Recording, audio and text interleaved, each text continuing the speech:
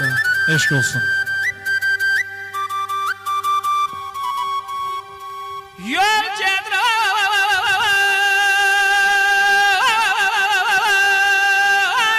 sana dağlar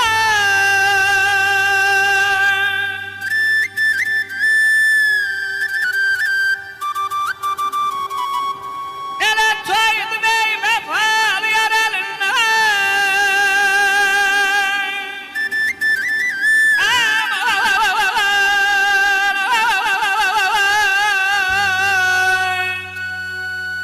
ele saydım ey sana dağlar balam ayar sonam ayar ayar ayar.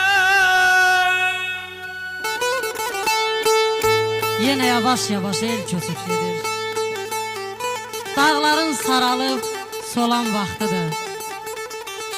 Ayrılıqdan dodaqların titrəyən gözlərin kövrəlib dolan vaxtıdır. Xatirə ilə dolu eniş, yoxuşlar. Kimə kədər, kimə sevinç bağışlar. Aman Allah, qan ağlayır baxışlar sevən ürəkləri talan vaxtıdır. Mən gah günəşinəm, gah da dumanım. Ömür nədir? Gilə-gilə damanım.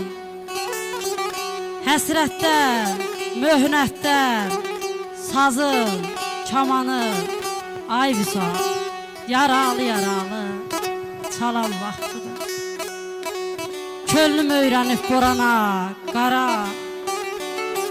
Bütöv sevinç hara, sücayət hara.